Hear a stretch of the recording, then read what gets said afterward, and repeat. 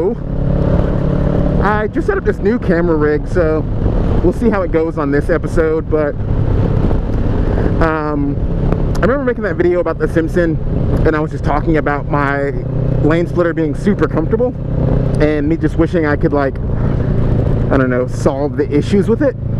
So in an attempt to solve the issues that I had with it as a filming helmet, I'm giving it another go. I've cleverly taped up the vents that were allowing too much air in. I just kind of, damn, that traffic was insane, bumper to bumper already. ATLU wild. So I did that. I worked on the tension on the side screws for the visor. I tightened them up a bunch, but then I used a ton of lube. Don't ask why I had lube, but I lubed them up real good, and now it's kind of moving a little easier. I still have to like latch it down with my hand, which kind of sucks, but overall, massive improvements. I did a little test film on just going up and down my street, and the audio was actually pretty decent. So this will be the true test. This is also the next installment of Me Versus Coffee. So I'm heading to the suburbs. I'm headed to Gwinnett, which is like a northeastern suburb of the city. That's actually where they're from. Weird, because we're not even close yet. But yeah, this place is about an hour or so from my house, back roads, which is about the distance I like for like a day of riding. An hour each way, that gets me 2 hours on the bike. Woo! At least, minus like detours and shit I take when I see fields and whatnot. But I've heard some good things about this place. It's supposed to be dope. I really like the idea of having a dope coffee shop that's in the burbs, because it's a very inner city thing. Typically when you go to the burbs, all you see is like Starbucks and Caribou's and like trash places. So it's cool to see a place that's supposed to be legit. We'll get there and see. Man, I just missed my turn. So yeah, we're definitely gonna have an adventure now. Fuck that road. I make the rules here. We're gonna take the next road. But anyway, this place should be sick. Hopefully I'll find some cool shit along the way. Hopefully missing my turn was intentional, or like not intentional, but like we'll create some more opportunity, you know? Something interesting will happen. Updates.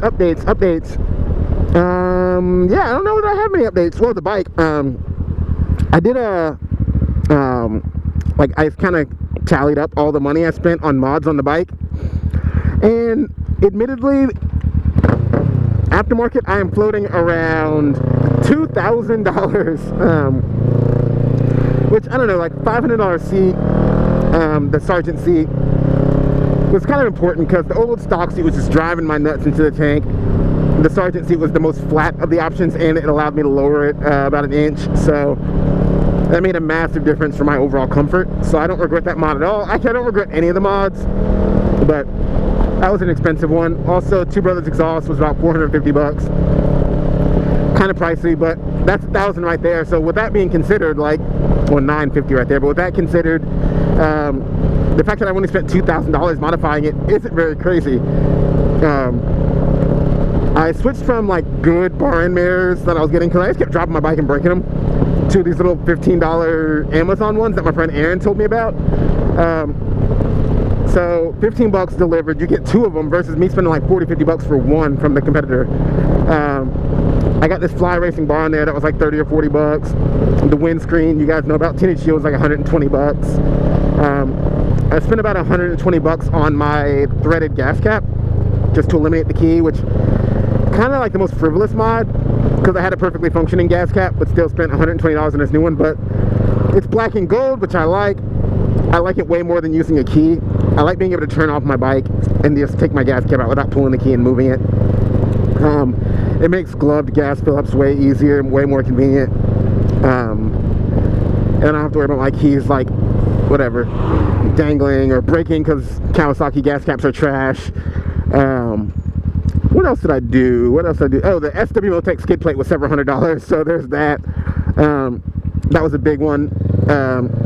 Cox Racing radiator guard, 120 bucks or so, but if it saves me from buying another $750 radiator, completely worth it.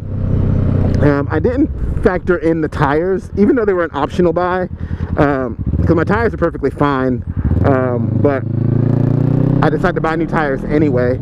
So I don't consider that a mod, because you got to buy tires regardless. Like, everybody has to buy tires. I just happen to pick completely different ones, so that wasn't in my total value. Givey, whatever the luggage company's name is, I'm gonna call them and ask later.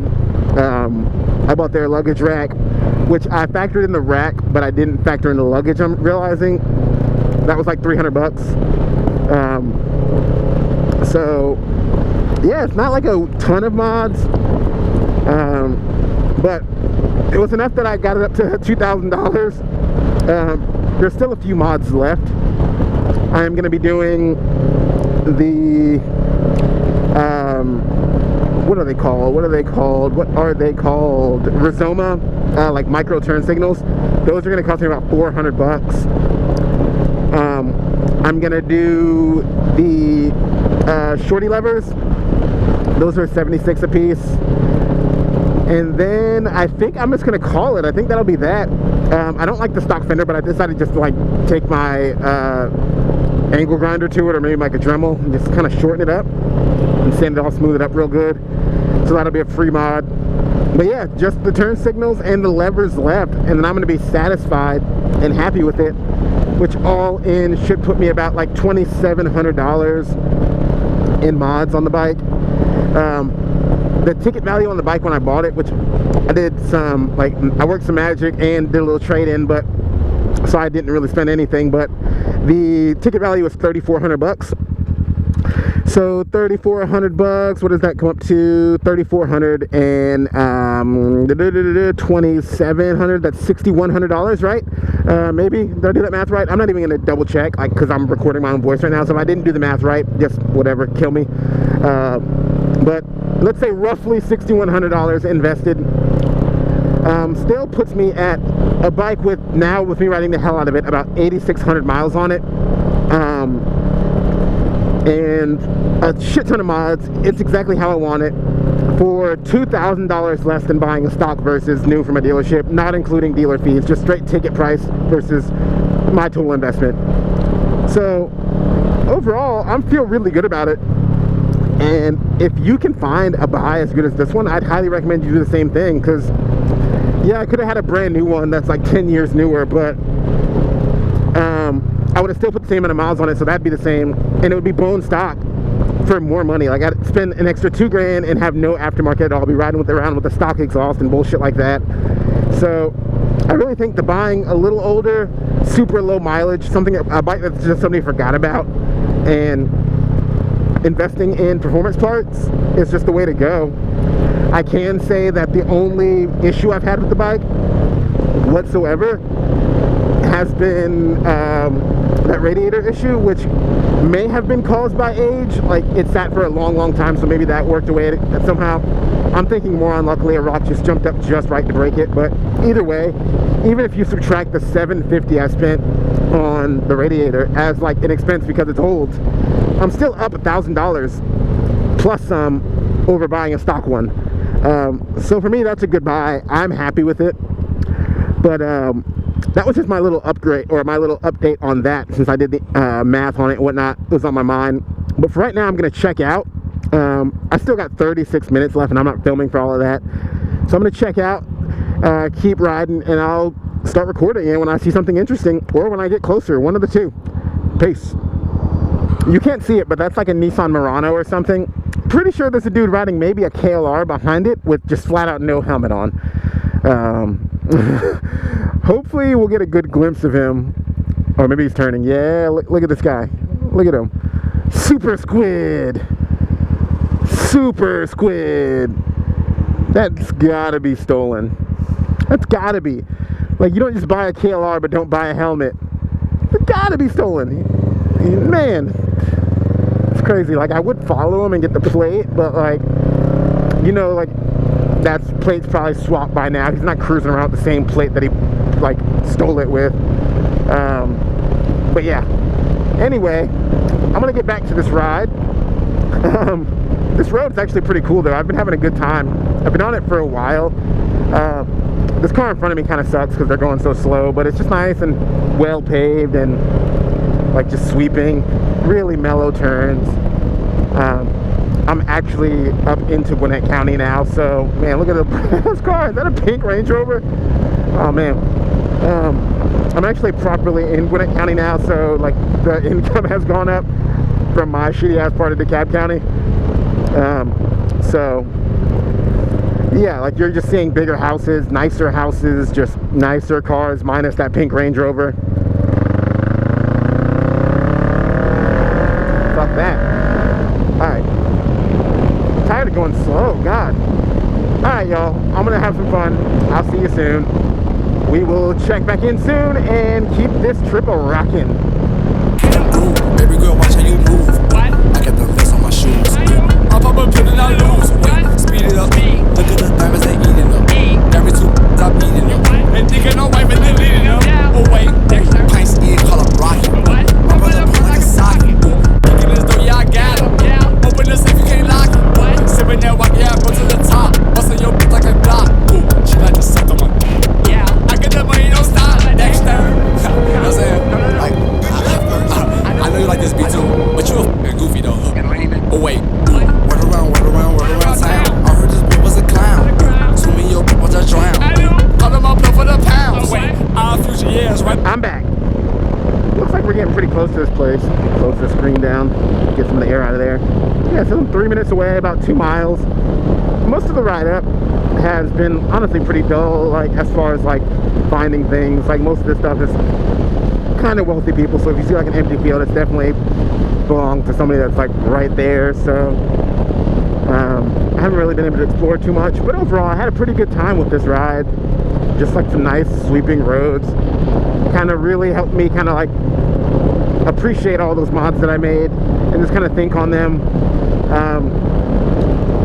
I just generally think all the money I threw into this, like I don't want to say build because it's all just bolt-on stuff. I didn't really take much work. I think it's all generally gave me a really good package, like a really good overall usable machine that works for my needs. And I can't think of anything I would have done differently. The one thing I am kind of loosely considering that may get added to the list, but I'm not super sure about, is SW Motec makes engine crash bars. Maybe like some cheap insurance, just because of all the shit I'm doing on this bike. Maybe it'll save me some money down the road. Who knows? I'm not thrilled on the looks of them, but maybe it could allow me to throw on some like highway pegs or something at some point if I decide that I need to do that. On the couple big trips that I've taken so far on this bike, there has definitely been like some like comfort issues with me just kind of wanting a new place to put my feet. Whether it's just like dangling one down, not like having it on the peg, or like whether I'm putting my heels on the pegs or my toes. Or for a while there I was kind of leaning on the tank one arm and put my feet on the passenger pegs. That was on my trip to Virginia. That was pretty comfortable, honestly, on just long straights when there's no real risk of having to use the controls. You can just kind of like settle in there, you know. But having some like kind of forward kind of thing could be cool if there's something I can mount on those engine bars. I'll look into it. It would need to be something that can quick release, because I'm not riding around town with those on there. I'm talking about the pegs, not the bars, of course. But hold on, apparently we're like a quarter mile from this place. Okay, enough rambling about highway pegs. Let's see what the front of this place looks like. God, I'm constantly stuck behind somebody that's just moseying. You can tell you're outside of the city when you see somebody driving this slow, regardless of the speed limit. Like the general rule of thumb for Atlanta is you're gonna drive 15 miles an hour over the speed limit and not let anybody merge. That's driving in the city. Nobody gets in, everybody's going too fast. That's just life. So it should be up here on the right, which of course I catch a red. But yeah, so I guess I'm just gonna go ahead and do my little sign off here as far as the riding 2 portion. And next thing you'll see is the photo montage of the outside and inside of this place. So boom, plow, let's go. 217 on the track, man.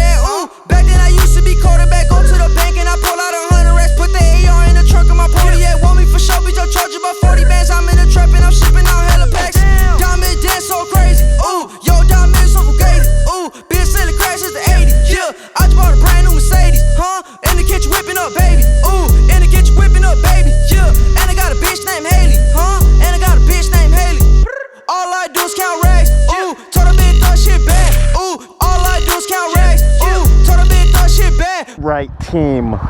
That place is pretty cool. I liked it.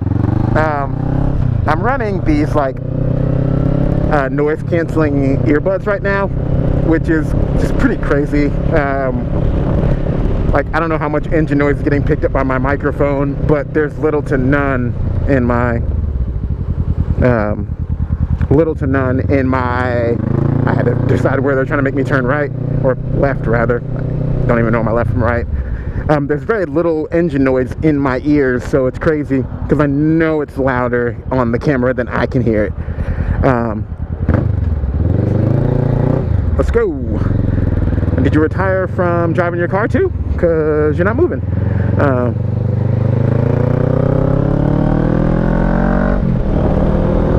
So yeah, about the place, I should probably stay on subject, but I'm also trying not to get lost. But whatever, I will risk getting lost to get you that good content. As you saw in the pictures, it has all that cliche live, laugh, love bullshit all over the walls, which is fine, you know. People in the suburbs probably love that shit. Look at this guy, just in the way of the ambulance, not even thinking about moving. Move, brah. God, I want one of those Mercedes Sprinter vans. What if that was just my whip? What if I just drove that? I don't drive my car enough to really warrant having a car, so maybe I'll just get a little Sprinter van. That'd be dope. These people are struggling.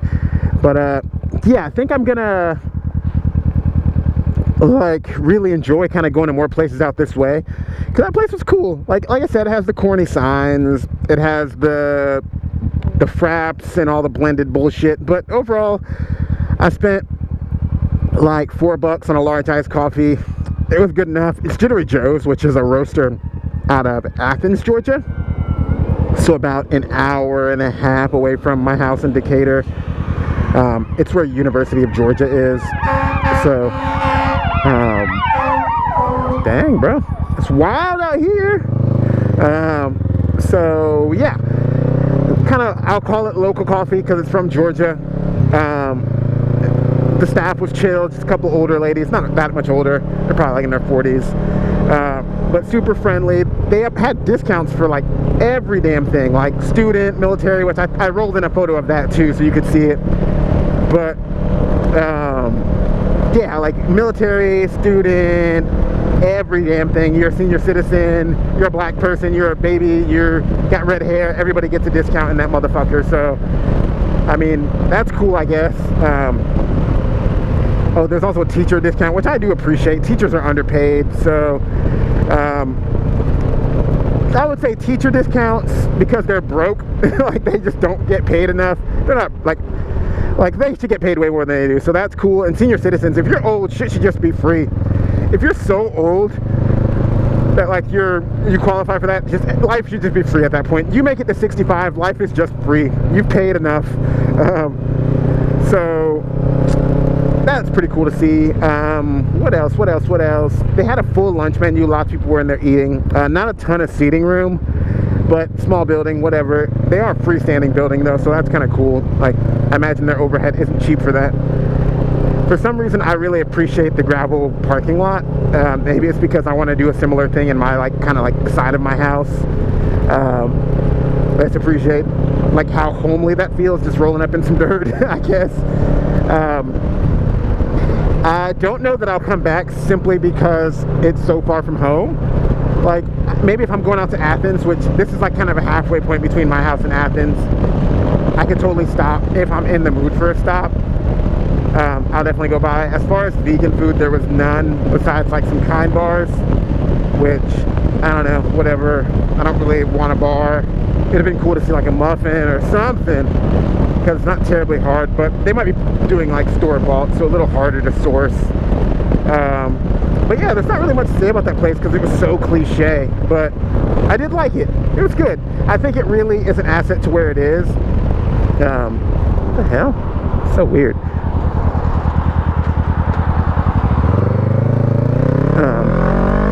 So I think if you're anywhere near Gwinnett, not even Gwinnett, because Gwinnett's huge. If you're anywhere near Grayson, the little town in Gwinnett, definitely hit this place up because it's kind of worth it if you're in the area. I'd argue it's the best coffee shop in the general area. Woo! Okay. That's cool. So, as far as general score, which is something I want to start doing, I'm going to throw it out on my scale of what I'm looking for a coffee shop. I'd give it a 6, honestly. 6 out of 10. Mostly because the coffee menu isn't super authentic. Not really any vegan food, just your classic BLTs and whatnot. Pimento cheese sandwiches. And not a super wealth of seating, which can get bad. But otherwise, good place. Definitely check it out if you're nearby. Hopefully that list I rolled in the beginning of all of my mods has kind of helped you give a better picture of what I got going on here. Like I said, 2, potentially 3 more mods to go, and then I'm going to consider this done and just ride the hell out of it. My goal for this bike is just to see how many mods I can pile on it, which is going to be kind of hard because I'm typically the kind of person that buys a new bike every year, 2 years, 3 years max. I'm buying a new bike, a new car.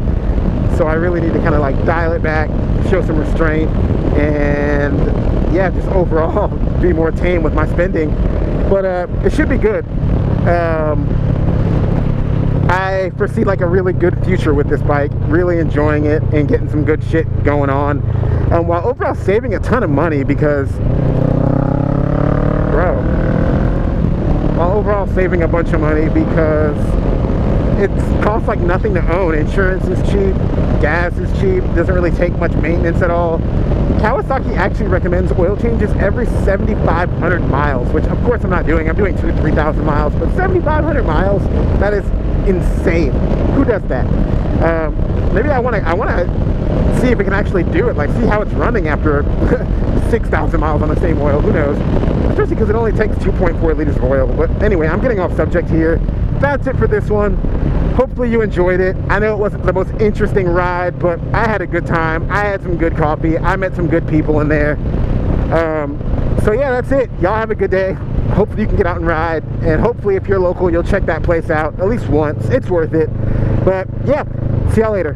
Peace.